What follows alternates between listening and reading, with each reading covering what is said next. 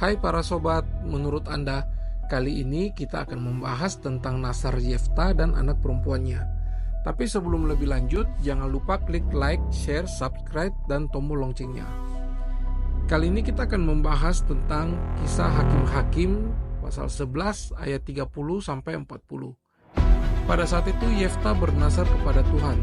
Katanya, "Jika engkau sungguh-sungguh menyerahkan Bani Amon itu ke dalam tanganku, maka apa yang keluar dari pintu rumahku untuk menemui aku pada saat aku kembali dengan selamat dari Bani Amon, itu akan menjadi makanan Tuhan, dan aku akan mempersembahkannya sebagai kurban bakaran."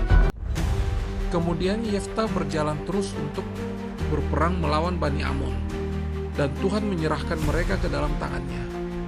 Ketika Yefta pulang ke Mispa, ke rumahnya, tampaklah anaknya perempuan keluar menyongsong dia dengan memukul rebana serta menari-nari. Dialah anaknya yang tunggal. Selain dari dia, tidak ada anaknya laki-laki atau perempuan. Saat Yefta melihat anak perempuannya, dikoyakkanlah bajunya sambil berkata, "Ah, anakku, engkau membuat hatiku hancur luluh, dan engkau yang mencelakakan aku. Aku telah membuka mulutku bernazar kepada Tuhan dan tidak dapat aku mundur." Tetapi jawab anak perempuannya kepadanya, "Bapa, jika engkau telah membuka mulutmu bernazar kepada Tuhan, maka perbuatlah kepadaku sesuai dengan nazar yang kau ucapkan itu. Karena Tuhan telah mengadakan bagimu pembalasan terhadap musuhmu, yaitu Bani Amon itu." Lagi katanya kepada ayahnya, "Hanya izinkanlah aku melakukan hal ini.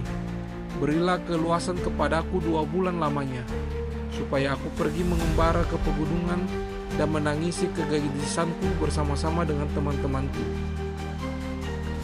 Lalu jawab Yefta, "Pergilah," dan ia membiarkan dia pergi 2 bulan lamanya. Maka pergilah gadis itu bersama-sama dengan teman-temannya menangisi kegadisannya di pegunungan. Setelah lewat kedua bulan itu, kembalilah ia kepada ayahnya dan melakukan kepadanya apa yang telah dinazarkan itu. Jadi gadis itu tidak pernah kenal laki-laki dan telah menjadi adat di Israel. Nah, sobat, menurut Anda, dalam kisah ini ada 2 pandangan berbeda mengenai nasib anak Yefta.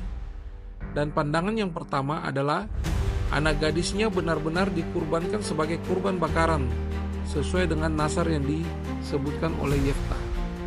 Tetapi ada pandangan yang kedua, yaitu anaknya tidak dibunuh, tetapi diserahkan untuk hidup selibat dalam pelayanan kepada Tuhan. Sebab pada ayat ke-37 dan 38 disebutkan bahwa pergilah gadis itu dan teman-temannya menangisi kegadisannya. Dan pada ayat ke-39 disebutkan jadi gadis itu tidak pernah kenal laki-laki.